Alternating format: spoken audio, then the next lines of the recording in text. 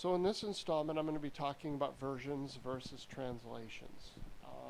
A version, as you probably know, is an adaptation, and it includes paraphrasing and ways of taking the original version of the Bible and making it more understandable or more embraceable by people that don't like to read those original languages. A translation takes the original language and puts it into a different language. And the idea for a translation is that it is directly thought for thought. So, in other words, there's no change at all in what is being written in the original text to what the new language text is. It's absolutely the same. And I think that the King James Version is the one that people look to as being that, really strict translation. And if that's all you want to read, I mean, you're reading the Bible, so how can you go wrong?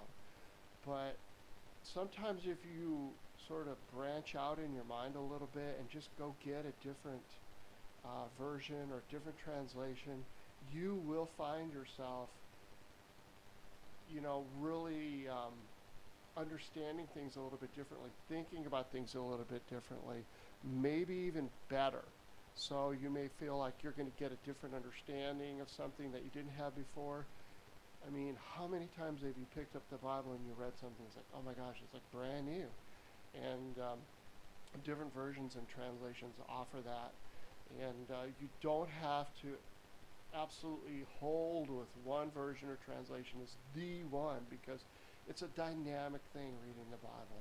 It's meant to be living and never ending. And so there's some things that you're going to just feel like really strongly about, and you will never think about them differently, and that's okay, because some things are that powerful that they are unchangeable. But there's different ways of reading different things that you may think, wow, I never thought about it that way before. A different version and different translation can absolutely bring that to the table. I'm not someone that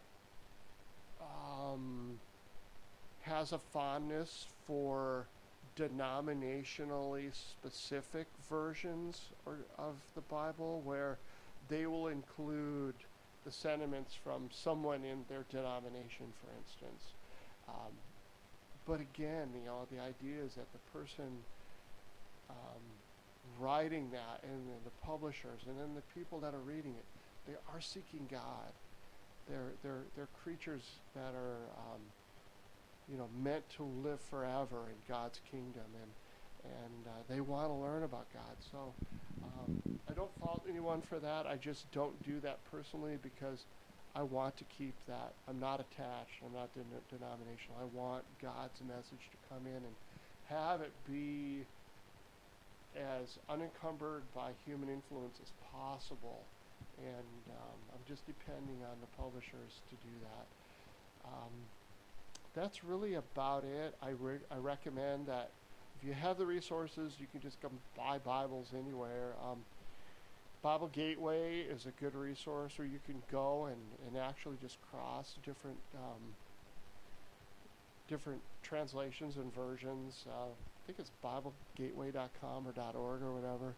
Just give you a sense of what's out there and how things can be different. And I would encourage you not to look down on someone that reads a different version or a different translation or wants to talk about that, because there's a lot of different ways of expressing things that I think the good people that publish Bibles just I love being able to take value from